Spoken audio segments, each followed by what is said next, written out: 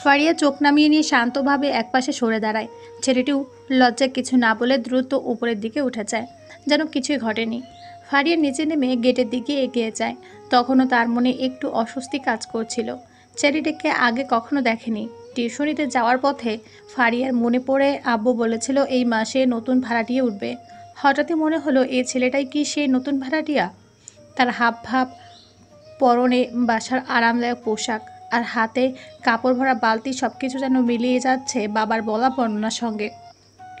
দিনের বেলা টিউশন শেষে বাসায় ফিরে ফারিয়া রান্নাঘরের দিকে যাচ্ছিল।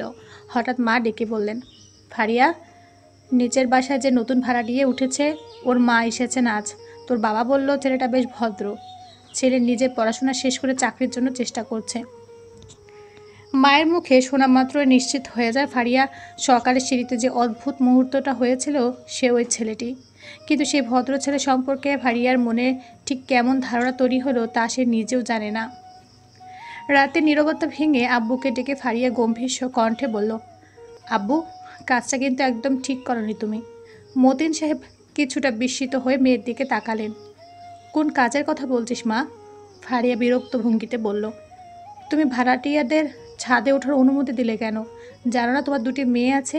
পুরুষ মানুষ ছাদে যাওয়া মানে যে কোনো সময় আমাদের মুখোমুখি হয়ে যাওয়া। এটা কি তোমার উচিত হয়েছে? মতিন সাহেব একটু অসহায় মুখে গম্ভীর কণ্ঠে বললেন, আমি তো চাইনি এমন হোক মা, কিন্তু দেখ, নিচতলাটা একদম অন্ধকার, ভিজে কাপড় শুকানোর মতো উপযুক্ত কোনো জায়গা নেই, তাই বাধ্য হয়ে ছাদ ব্যবহারের অনুমতি দিতে হয়েছে। ফারিয়া দীর্ঘশ্বাস ফেলে বলল, তোমার মেয়েদের নিরাপত্তার চেয়ে কাপড় শুকানোটা কি বেশি জরুরি ছিল আপু? মতিন সাহেব নিরুত্তর হয়ে মাথা নিচু করে বসে রইলেন। পরের কয়েকদিন ফারিয়া লক্ষ্য করলো ছেলেটি খুব একটা বাড়ির বাইরে বের হয় না। এখন আর সকালবেলা ছাদে কাপড় শুকাতে যেতে দেখা যায় না। তবে পরিবারের অন্যান্য সদস্যদের চলাচল আছে। তখন ফারিয়া বুঝতে পারে নিশ্চয় আব্বু কিছু বলেছে। তাছাড়া ফারিয়া চেষ্টা করে যতটা সম্ভব চোখে না পড়ে চলতে। সিঁড়িতে নামার সময় সাবধানে দেখে নেগে আছে কিনা। নতুন ভাড়াটিয়া নিয়ে ওর মনে কেমন যেন এক অজানা অস্বস্তি। একদিন বিকেলে মা যখন রান্নাঘরে ছিলেন তখন নিচতলা থেকে একজন মহিলা উপরে উঠে এলেন। বয়সে কিছুটা মধ্যবয়স্ক, মুখে মায়াবী হাসি। ফারিয়াকে দেখে জিজ্ঞেস করলেন, তোমার মা বাসায় আছে? ফারিয়া ভদ্রভাবে জবাব দিল। তারপর মাকে ডেকে দিল। একটু পরে জানতে পারল ওই ভদ্র মহিলা সেই ছেলেটির মা। নাম তার সাগরিকা চৌধুরী। ভদ্রমহিলা চলে গেলে শাহানা বেগম মুখ ফিরিয়ে ফারিয়ার দিকে তাকিয়ে মুচকি হেসে বললেন, ছেলেটার নাম তাহসান, খুব ভদ্র এবং পরিশ্রমী। ওর মা বলছিল ছেলেটা কোনো মেয়ের সঙ্গে মেশে না, সবসময় পড়াশোনা নিয়ে থাকে। আজকালকার ছেলেদের মাঝে এমন ভাবা যায়?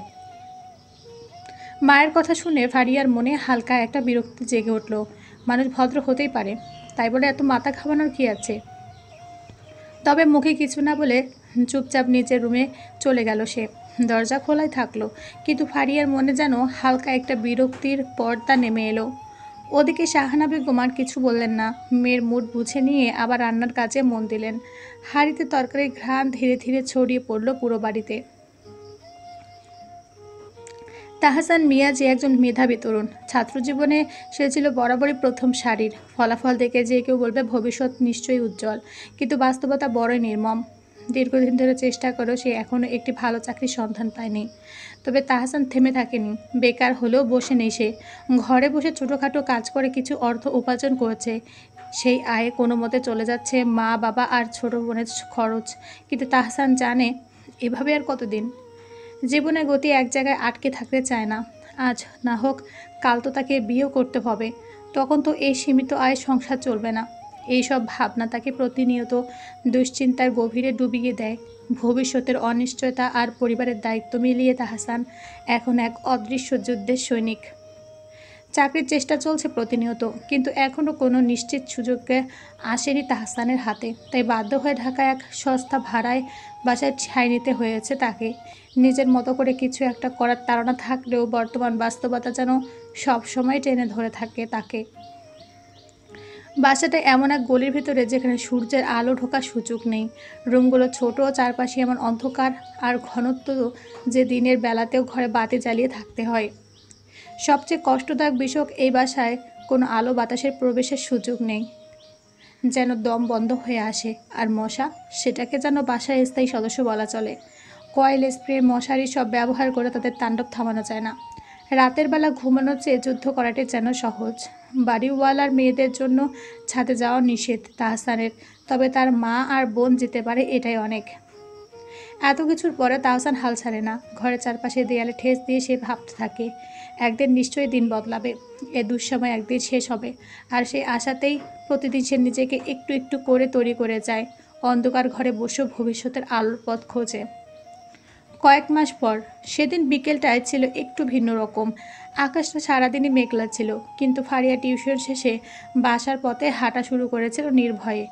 ভাবছিল পৌঁছানোর আগে বুঝি বৃষ্টি নামবে না, কিন্তু হঠাৎ করে এক তীব্র দমকা হাওয়ার সাথে আকাশ যেন ধুয়ে দিতে লাগলো সবটা। বৃষ্টি শুরু হলো অজর ধারায়। চারপাশের কোথাও ঠাঁই নেই, রাস্তায় দাঁড়ানোর মতো কোনো ছাউনি বা দোকান চোখে পড়ল না। কিছুটা সামনের দোকান থাকলেও সেখানে পুরুষ মানুষের সমাগম, তাই বাধ্য হয়ে বৃষ্টির মধ্যে ফারিয়া বাসার দিকে হাঁটা শুরু করলো। 5-7 মিনিটের রাস্তা, তবু এই সময় পুরো ভিজে যাবে এটা নিশ্চিত। হঠাৎ একটা পা দৌড়ে এসে থামলো তার পাশে। চোখের সামনে ছড়িয়ে গেল এক ছাতার ছায়া। ছেলেটি ভদ্র স্বরে বলল, ছাতাটা নিয়ে যান, না হলে জ্বর সর্দি লেগে যাবে। বছরের প্রথম বৃষ্টি শরীরের জন্য ক্ষতিকর হয়। ফারিয়া চমকে তাকিয়ে দেখে ওই মুখটা তার অপরিচিত নয়। একদিন সিঁড়িতে মুখোমুখি হয়েছিল এই ছেলেটির সাথে, তাদের ভাড়াটিয়া। চোখে একরকম শান্ত ভদ্রতা, কণ্ঠে সতর্কতা আর আচরণে এক ধরনের সম্মান। ফারিয়া কিছুটা অপ্রস্তুত হয়ে বলে, আপনার ছাতা আমাকে দিয়ে দিলে আপনি নিজেই তো ভিজে যাবেন। ছেলেটি মৃদু হেসে জবাব দিল, আমি ভিজলে অসুবিধা নেই, আপনি কেবল নিরাপদে বাসায় পৌঁছান, এটাই যথেষ্ট। সে মুহূর্তে ফারিয়ার বুকের ভেতর যেন হালকা কাঁপুনি উঠল, না ঠান্ডায় না বৃষ্টিতে। এটা ছিল এক অজানা অনুভূতি। তবে কথায় কথা বাড়ে, ফারিয়া কথা আর বাড়াতে চাইছে না। সেজন্য ছাতাটা নিয়ে বাসার দিকে রওনা দিল। এদিকে তাহসান মনে মনে ভাবল, কি মেয়ের বাবা, মানুষ একটা ধন্যবাদ তো দেয়। বৃষ্টি মানে যেন প্রকৃতির অশ্রুপাত নয়, বরং হৃদয়ের গোপন অনুভবগুলোর নরম পরশ। প্রতিটি ফোঁটা এসে মাটিতে পড়ে যেমন মিষ্টি সুর তোলে, ঠিক তেমনই কারো হৃদয়ে তুলে দেয় হারিয়ে যাওয়া কোনো মুহূর্তের স্মৃতি। যেদিন বৃষ্টি নামে সেদিন পৃথিবীটা একটু ধোয়া ধোয়া লাগে, রাস্তাঘাট ভেসে যায়, গাছপালা নতুন প্রাণ পায়, আর মানুষের মনের কোণে জমে থাকা আবেগগুলো যেন একে একে খুলে পড়ে। জানালার পাশে বসে থাকা কেউ তখন ভাবতে থাকে কারো কথা, যে একসময় ছিল, অথবা যে কখনো আসেনি কিন্তু মনের ভেতর ঠিকই বসবাস করে। বৃষ্টির শব্দ অনেক কিছুই বলে, কখনো সেটা হয় প্রিয় কারো মনে পড়া, আবার কখনো অব্যক্ত ভালোবাসার অনুকরণ। এ যেন প্রকৃতি আর প্রেমিক হৃদয়ের গোপন যোগাযোগ, চোখের দেখা নয়, মনের অনুভবে লেখা হয় সেই চিরন্তন কবিতা। আর সবচেয়ে সুন্দর মুহূর্ত, যখন কেউ এসে নিঃশব্দে ছাতার নিচে জায়গা দেয়, কথা না বলেও চোখে রেখে যায় এক প্রশ্ন, তোমার পাশে হাঁটতে পারি? ছাতা নিয়েও নিচের অর্ধেক ভেজে যায় ফারিয়া, তবে মাথা ভেজেনি বলে সর্দি কাশি থেকে বাঁচা যাবে, এই বা কম কিসে। বাসায় ঢোকার সাথে সাথে শাহানা বেগম মেয়ে ভিজে গেছে দেখে বললেন, এই বৃষ্টির মধ্যে বের হতে গেলে কেন? বৃষ্টিতে থামলে বের হওয়া যেত না? আমি যখন বের হয়েছি তখন বৃষ্টি ছিল না আম্মু। তারপর মাকে ছাতাটা দেখিয়ে বলল, ছাতাটা বারান্দায় খুলে রাখো, শুকিয়ে যাবে। শাহানা বেগম ছাতাটা হাতে নিয়ে বলল, এটা তো আমাদের ঘরের ছাতা না, তো ছাত্রীর বাসা থেকে নিয়ে এসেছিস নাকি? ফারিয়া সত্যিটা কিছুতেই বলবে না, যদি বলে তবে তার মা কি না কি ভেবে বসে থাকবে। সেজন্য ফারিয়া কপট রাগ দেখিয়ে বলল, আম্মু, আমি ভিজে কাপড়ে দাঁড়িয়ে আছি, আর এদিকে তুমি একটার পর একটা প্রশ্ন করে যাচ্ছ, যখন জ্বর আসবে তখন বুঝবে।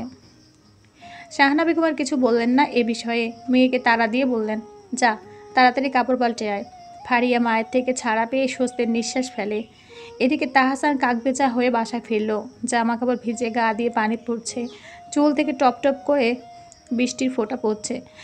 জানলা খুলে ভেতরে ঢুকতে মা তাকে দেখে আঁতকে উঠলেন, কী রে, তুই না বাইরে থেকে ফিরে এসে ছাতা নিয়ে গেলি? বললে আকাশে মেঘ করেছে, যে কোনো সময় বৃষ্টি হতে হবে, তাহলে তোর ছাতা কোথায়? তাহসান একটু চুপ করে দাঁড়িয়ে রইল, মায়ের কথায় উত্তর না দিয়ে শুধু ভেজা শার্টটা টানতে টানতে ঘরের ভিতরে চলে যেতে লাগলো। মা আবার ডাকলেন, তোর ছাতাটা গেল কোথায় বলতো? কিছু বলছিস না কেন? তাহসান ধীর গলায় জবাব দিল, একটা মেয়েকে দিয়েছি মা।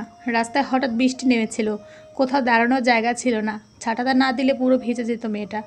মা বিস্ময়ের সাথে বললেন, কোন মেয়ে? তাহসান হেসে বলল না কিছুই, শুধু বলল, একদিন সিঁড়িতে মুখোমুখি হয়েছিলাম। তাহসান আর কিছু বলল না, চলে গেল নিজের ঘরে। কিন্তু সেদিনের সেই বিকেল, বৃষ্টি আর মেয়েটির চোখে লেগে থাকা সেই অদ্ভুত চাহনি, সব মিলে একটা নীরব গল্পের সূচনা হয়ে রইল তাহসানের হৃদয়ে। ফারিয়া আর কোনো পুরুষকে বিশ্বাস করতে পারে না। যে মানুষটাকে একদিন ভালোবেসে জীবনটা উজাড় করে দিয়েছিল, সেই প্রাক্তন স্বামীর অবহেলায় তার সমস্ত বিশ্বাস ভেঙে চুরমার হয়ে গেছে। ভালোবাসা তার কাছে এখন শুধু একটি ধোঁকা, একটি ফাঁকি। সিরাজের মতো মুখোশধারী পুরুষের জন্য আজও সে নিঃশব্দে কাঁদে। এই একটাই সম্পর্ক যেন তার চোখের সামনে পুরো পৃথিবীর পুরুষ জাতিকে সন্দেহের চোখে দেখার জন্য যথেষ্ট হয়ে উঠেছে। কেউ একটু ভালোবাসার হাত বাড়ালেই মনে হয় এও বুঝি সিরাজের মতোই, মুখে মধু মনে বিষ। বিশ্বাস শব্দটা তার কাছে এখন আতঙ্কের আরেক নাম। যদিও ফারিয়া জানে পৃথিবী ভালো মন্দ মিলিয়ে চলে, সব পুরুষ সিরাজ নয়, তবু অতীতে সে তীব্র দহন আর অশ্রুজল আজও তার হৃদয়ে আগুন হয়ে ঝলসে দেয়। নতুন কাউকে বিশ্বাস করতে গিয়ে বুকের ভেতরটা কেঁপে ওঠে। মনে হয় আবার যদি সেই ভুলটা হয়, আবার যদি সেই আগুনে পুড়ে ছাই হয়ে যেতে হয়। একদিন যাকে আপন ভেবে জীবন সাজাতে চেয়েছিল, সেই প্রাক্তন স্বামীর অবহেলায় আজ তার হৃদয়ে শুধুই অবিশ্বাসের দেয়াল। ভালোবাসার নামে যে ঠকেছে, বিশ্বাসের বদলে পেয়েছে উপেক্ষা, তার পক্ষে কি আর সহজে কাউকে বিশ্বাস করা সম্ভব? সে চুপচাপ থাকে, নিজের ছোট্ট জগতে গুটিয়ে থাকে। ভালোবাসা, বিশ্বাস, এসব শব্দ এখন তার কাছে এক একটা পোড়া পৃষ্ঠা, যার কালি মুছে গেছে কিন্তু যন্ত্রণা এখনও রয়ে গেছে। নিজেকে সে বারবার বোঝাতে চায়, তবুও মন মানে না। প্রিয় কারো ছায়া পড়লেই আজ তার মনে হয় আবার বুঝে অন্ধকার আসছে। পরের দিন বিকেলের দিকে টিউশনে যাওয়ার প্রস্তুতি নিচ্ছিল ফারিয়া। আচমকা মনে পড়ে গেল তাহসানের ছাড়াতেই এখনও তার কাছেই আছে। প্রথমে ভেবেছিল ছোট ভাইকে দিয়ে পাঠাবে, কিন্তু পরক্ষণে মনে হলো ও যদি আম্মুকে কিছু বলে বসে, তাহলে আম্মুই প্রশ্নবাণে পড়তে হবে। তার চেয়ে বরং নিজেই দিয়ে আসি। তাহসানদের বাসার দরজার নক করে ফারিয়া। কিছুক্ষণ পর দরজা খুললেন এক পরিচিত মুখ, সাগরিকা চৌধুরী। তিনি ফারিয়াকে চিনতে না পেরে কিছুটা অবাক হয়ে তাকিয়ে রইলেন। ফারিয়া শালীন ভঙ্গিতে সালাম দিয়ে বলল, আন্টি, আমি মতিন সাহেবের বড় মেয়ে। সাগরিকা হালকা হেসে বললেন, ও আচ্ছা মা, ভেতরে এসো। না আন্টি, আমাকে এখনই যেতে হবে, বলে ফারিয়া হাতের ছাতাটা বাড়িয়ে দিল। আপনাদের ছাতাটা ফেরত দিতে এলাম, নিন ধরুন। সাগরিকা চৌধুরী ছাতাটা হাতে নিলেন। চোখে মুখে একরকম বিস্ময় ভেসে উঠলেও সে চাপা দিয়ে শান্তভাবে ছাতাটা গ্রহণ করলেন। ফারিয়ার কথা না বাড়িয়ে আবার সালাম দিয়ে চলে গেল। দরজা বন্ধ করে সাগরিকা কিছুক্ষণ ছাতাটার দিকে তাকিয়ে রইলেন। তারপর গভীর এক নিঃশ্বাস ফেলে মনে মনে যা বোঝার বুঝে নিলেন।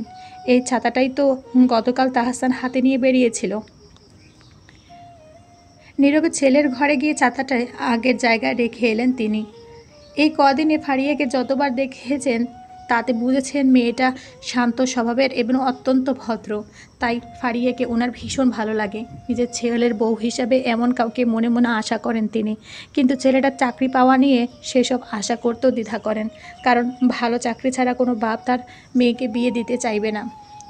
এদিকে বাড়ির বাইরে পা রেখে ফারিয়া মনে মনে ভাবল, আমার আম্মুর মতো ওনার মাও নিশ্চয়ই একগতা প্রশ্ন ছুড়ে দেবেন। যাকগে, তাতে আমার কি, ওনারটা উনি সামলে নেবেন, এসব ভেবে আমার কাজ নেই। মাস পেরিয়ে বছর শেষের দিকে, ফারিয়া দ্বিতীয় বর্ষের পরীক্ষা ঘনিয়ে আসছে। তাই সব টিউশনি বাদ দিয়ে পড়ায় বেশি বেশি মনোনিবেশ শুরু করে দিয়েছে সে। এবার যেমন করেই হোক ফার্স্ট ক্লাস পেতেই হবে, এই যেন পণ তার।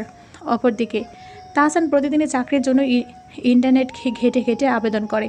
এক একটা আবেদন পাঠানোর পর মনে মনে দোয়া করে এইবার হয়তোবা হবে, কিন্তু দিন চায় উত্তর আসে না। একদিন হঠাৎ করে একটা নামি কোম্পানি থেকে ফোন আসে ইন্টারভিউয়ের জন্য। মুহূর্তে আশার আলো ঝলমল করে ওঠে তাহসানের মনে। ইন্টারভিউয়ের দিন সে খুবই প্রস্তুতি নিয়ে যায়, নিজের সবটুকু মেধা আর আত্মবিশ্বাস নিয়ে বোর্ডের সামনে দাঁড়ায়। প্রশ্নের উত্তর দেয় সাবলীলভাবে। বেরিয়ে এসে তার মনটা ভরে যায় আশায়, এবার বুঝি ঘুরে দাঁড়ানোর পালা। কয়েকদিন পরে আসে কাঙ্ক্ষিত ফোনটি, তাহসান চাকরি পেয়েছে। ঘরে যেন ঈদের আনন্দ নেমে আসে। মা আবেশে চোখ মুছতে মুছতে বলেন, আল্লাহ তোর দোয়া কবুল করেছেন বাবা। ছোট বোন লাফিয়ে ওঠে আনন্দে। তাহসানের মা নিচু করে আল্লাহ শেখে শুক্রিয়া আদায় করে। বাবা নীরবে মুচকে হাসে, মনে মনে আল্লাহ তাআলা শুক্রিয়া আদায় করে, কারণ সব বাবারা চাইলেও নিজের আনন্দ দুঃখ প্রকাশ করতে পারে না। এবার তাহসান ঠিক করে প্রথম মাসের বেতন পেলেই এই বাসাটা ছেড়ে একটা ভালো বাসা নেবে তারা।